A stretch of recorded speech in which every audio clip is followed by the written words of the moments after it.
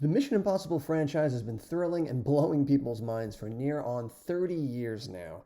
And I'm happy to report that that continues with the release of Dead Reckoning Part 1, the seventh installment in this glorious franchise. With the release of this film, that makes Mission Impossible join the rare ranks of a film franchise that has had four straight movies debut in the 90% on Rotten Tomatoes. Only one other franchise can lay claim to that feat. Any ideas? Stay tuned to the end of the video for the answer. Now, Mission Impossible remains one of the most consistent, action-packed, and exhilarating pieces of entertainment we have today. And with its release this weekend, all eyes are once again on Tom to ignite the box office like no one else can. And as always, the man rises to the challenge.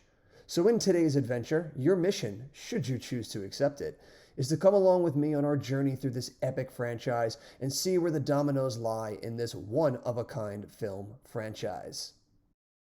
Now, to me, there are no bad movies in this franchise, but one of them has to come in last, and it's Mission Impossible 2. The much maligned of the franchise for obvious reasons, it fails to reach the height of what this franchise would be known for, but I think that gives it an unfair rap.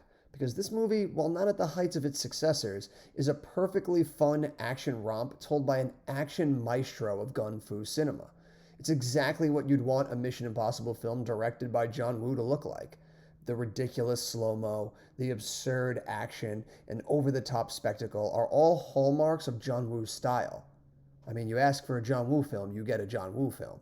And I give this movie major points for not just aping the success of the first film and opting to try for a completely different visual and tonal style. Going for a hard late 90s big dumb action spectacle over the slow burn thriller of the original, I will always applaud that. I will always applaud someone going for broke even if it burns up on impact over just copying the success of what came before it. Also, this movie ends with two dudes fighting with motorcycles while riding motorcycles. Like, yes, please. I like this. More of this, please.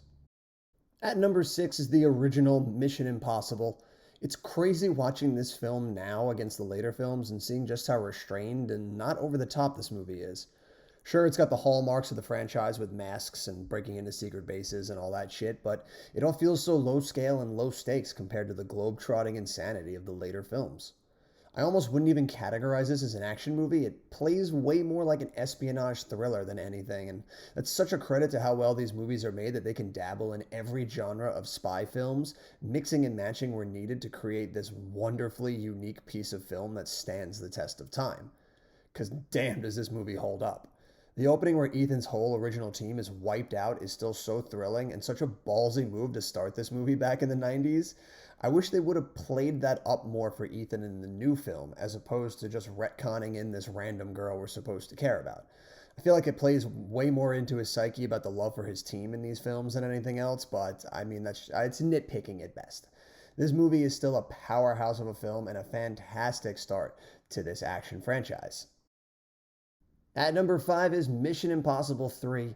Tom handed the keys over to J.J. Abrams for this adventure, and despite Abrams' penchant for his mystery box, he still created one hell of a ride. Philip Seymour Hoffman crafted one of the best action villains of the modern era. Cold, calculating, and relishing chewing that scenery. The man was on top form in this film, and it's a shame he was taken from us so soon. I would have loved to have seen him maybe show his face again in later films. It was an interesting move to try and show Ethan having his cake and eating it too, trying to balance work and a love life that remains separate. It's been done plenty of times in movies, but they found interesting and exciting ways to play on those familiar tropes. This movie probably has the most scaled back and stock action scenes of the whole franchise. I mean, I don't know if it was Abrams' first time behind the camera that made him scale the insanity back or Tom just coasting, but for whatever reason, this remains my least favorite in terms of action. But in terms of storyline, the movie hits epic highs. It's the most story-driven of all the entries in the franchise, and what I mean by that is that it probably was the most plotted out before they started filming. A lot of the later ones just started filming with just like, hey, I want to blow this thing up. Okay, how do we get from this thing to this thing? So that's what I mean. This one was the most story-driven, and it's the heart of that story that really helps sell this movie.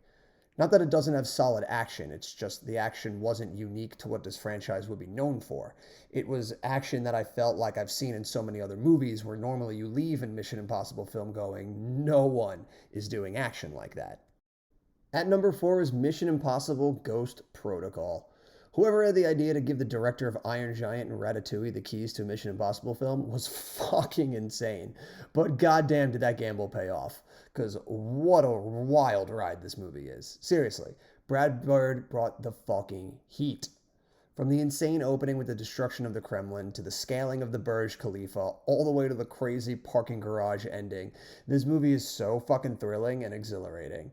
It was the first of these movies to truly feel larger than life, like we were witnessing something special.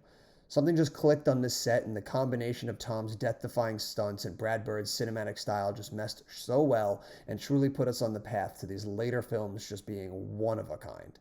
The chase scene through the sandstorm, chef's kiss. All the new additions to the cast were wonderful, especially Jeremy Renner, who we're desperately waiting to return to this franchise, Paramount. They completely knocked this one out of the park. In fact, you're going to hear nothing but fanboy praise from here on out. At number 3 is Mission Impossible Rogue Nation. The best thing that could have ever happened to these movies was Tom Cruise and Christopher McQuarrie meeting and starting a partnership that will go down in history as one of the best ever, alongside Scorsese and De Niro, or Scorsese and DiCaprio, take your pick. These two are just fucking money together. They get each other, their quirks, what makes the story gel, how to mesh these crazy stunt ideas to create one thrilling roller coaster ride. I loved this movie when it came out. I saw it 3 times in theaters.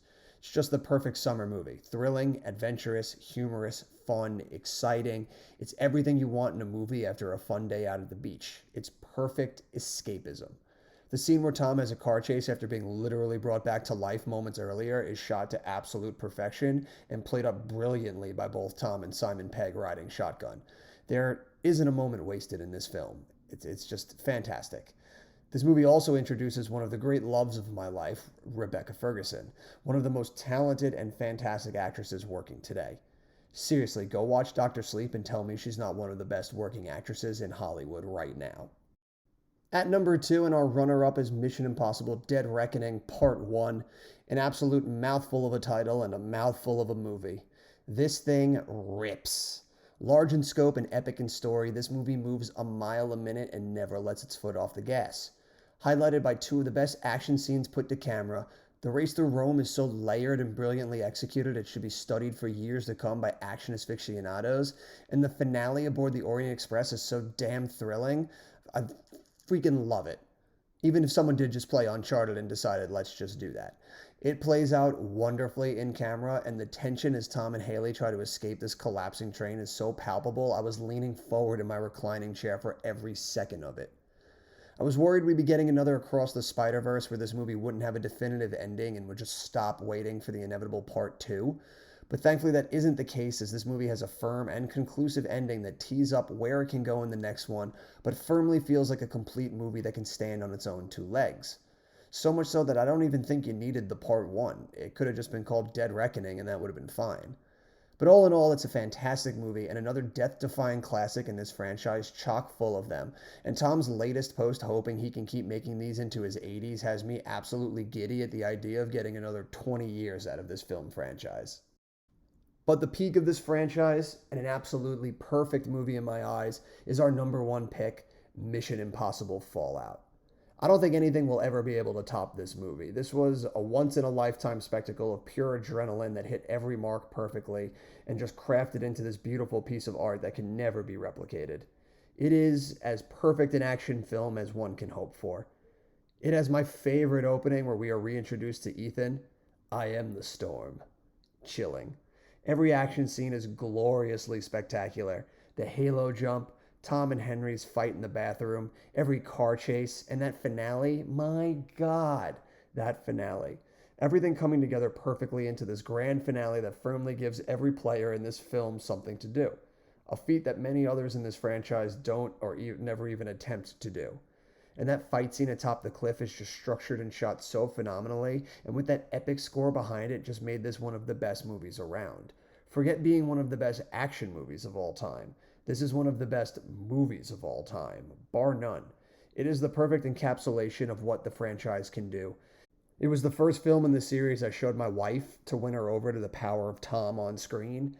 He is a one of a kind artist going above and beyond the Call of Duty to simply entertain us in a dark room for a few hours to forget our troubles.